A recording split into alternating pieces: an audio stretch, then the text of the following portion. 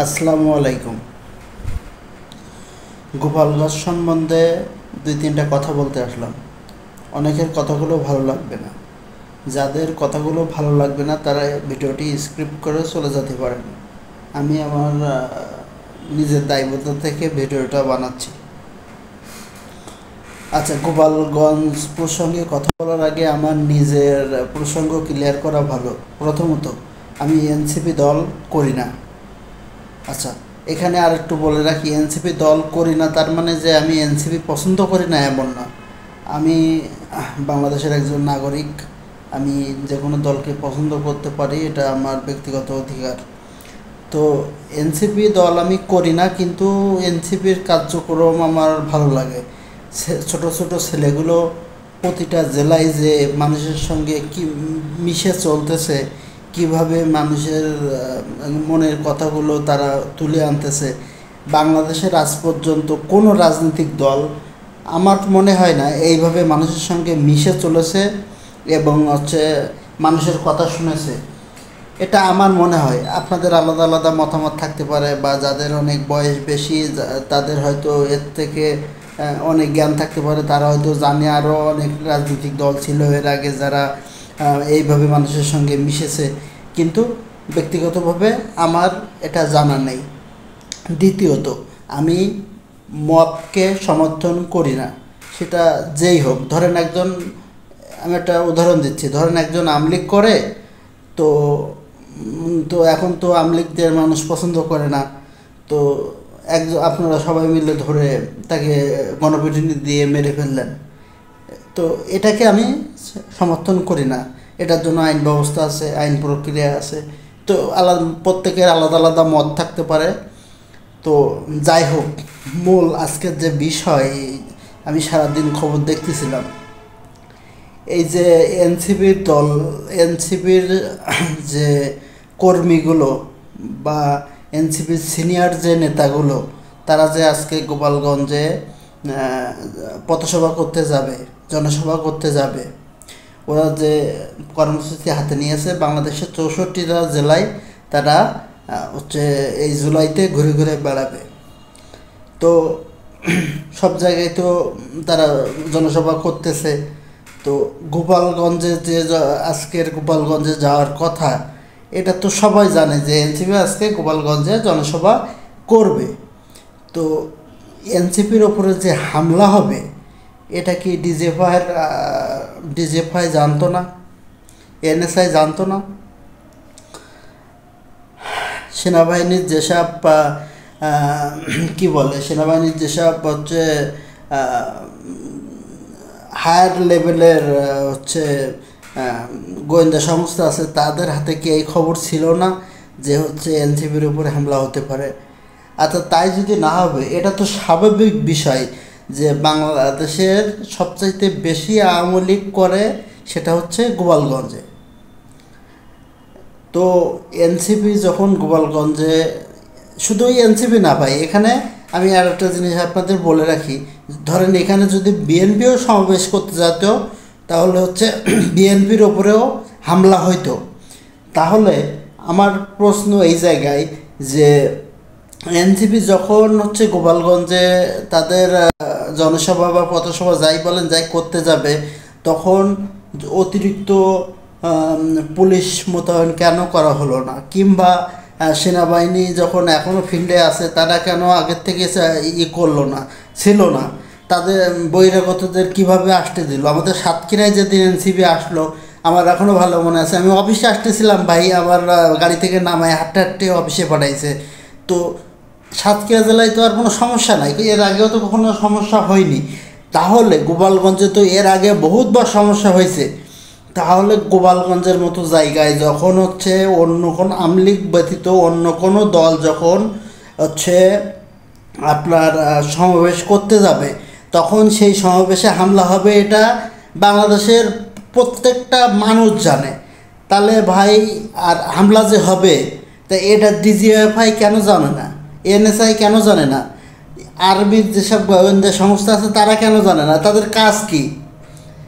আমি বলতেও লজ্জা লাগতেছে ভাই, আমার ফ্যামিলিতে 6 জন ডিফেন্সে চাকরি করে, 6 জন পুলিশ বা আরও অন্যান্য ডিফেন্সে সৈনিক ডিপার্টমেন্টে চাকরি করে।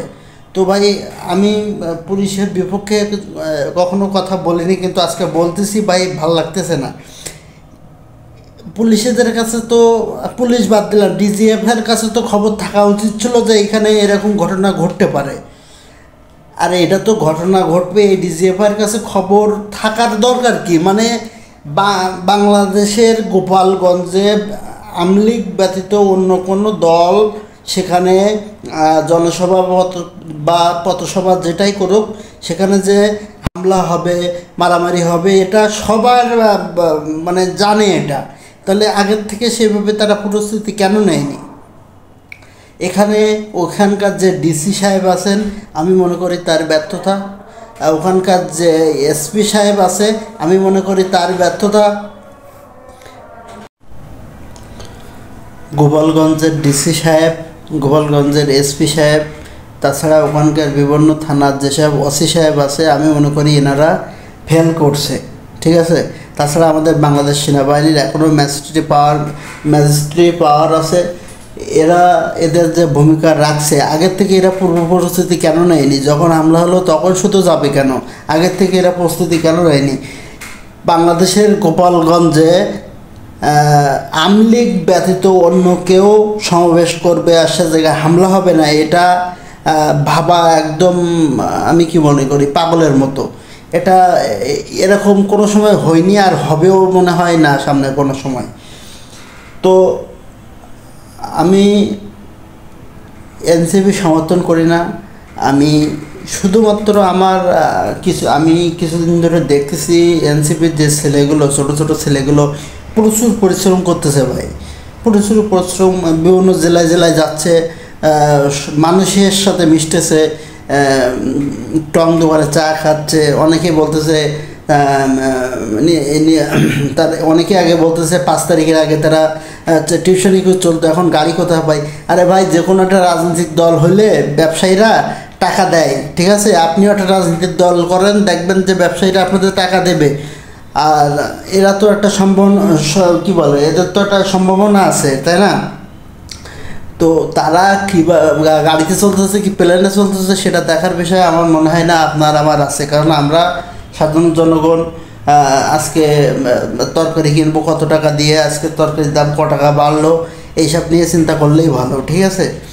কোন দল ক্ষমতায় আসবে তা দিয়ে আপনারও পেট ভরবে না, আমারও ভরবে না। হ্যাঁ, যদি আপনার চাঁদাবাজি করার কোনো অপশান থাকে, যদি আপনার ভাই একজন থাকে ওই দলের রাজনীতি করে, তিনি এমপি হচ্ছে, তাহলে আপনার লাভ আছে, কিন্তু আমার কোনো লাভ নেই ভাই।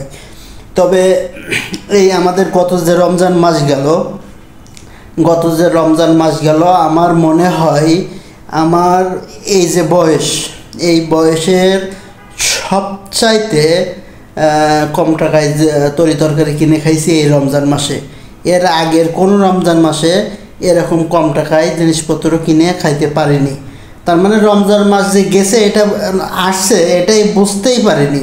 তার মানে জিনিসপত্রের দাম আগেও যা ছিল রমজান মাসেও তাই ছিল, সেম। আরেকটা ভাই, আমার ব্যক্তিগত মতামত শেয়ার করি আমি এর আগে সত্যি মনে করতাম যে ভারত থেকে পেঁয়াজ না আসলে আমরা মনে হয় পেঁয়াজ মানে খেতে পারবো না, পেঁয়াজ ছাড়াই আমাদের খেতে হবে। কিন্তু এই ধারণাটা যে আমার ভুল, এটা আমি এই বর্তমান যে সরকার, ইউনিট সরকার, এই সরকারের থাকা অবস্থায় আমি বুঝতে পারছি যে না, ভারত থেকে পেঁয়াজ না আসলেও আমরা পেঁয়াজের দাম একদম কম রেখে আমরা ভালোভাবে খাওয়া দাওয়া করতে পারি। আমাদের দেশে সেই ক্ষমতা আছে, পেঁয়াজ আপনার উৎপাদন ক্ষমতা আছে, কিন্তু এটা থেকে আমাদের বঞ্চিত করে রাখা হয়েছিল, ঠিক আছে? তো আজকের এই ঘটনার আমি তীব্র নিন্দা জানাই, যে তার জন্য আমি ভিডিও করে নিন্দা জানালাম, তীব্র নিন্দা জানাই, ঠিক আছে? এখানে পুলিশ ব্যর্থ, ডিজিএফআই ব্যর্থ, এনএসআই ব্যর্থ। এদের কাছে তথ্য থাকার কথা ছিল আগে থেকে, তাদের কাজকে তথ্য সংগ্রহ করা, তাদের কাছে এই তথ্য থাকার কথা ছিল যে এখানে হামলা হবে। আর যদি তথ্য নাও থাকে, তো বাংলাদেশের প্রতিটা শিশুও জানে যে গোপালগঞ্জে আমলিগের বাইরে যদি কোনো দল সমাবেশ করতে যায় সেখানে হামলা হবেই, এটা সবাই জানে। তো ভাই, আপনারা পূর্ব প্রস্তুতি কেন নেন নাই? ঠিক আছে? তো আমার কথা আমি এখানে শেষ করলাম। আর একটা জিনিস আমি ক্লিয়ার করি, আমি এটা আমার ব্যক্তিগত মতামত, আপনাদের আলাদা আলাদা মতামত থাকতে পারে। তো সবাই ভালো থাকবেন। আসসালামু আলাইকুম।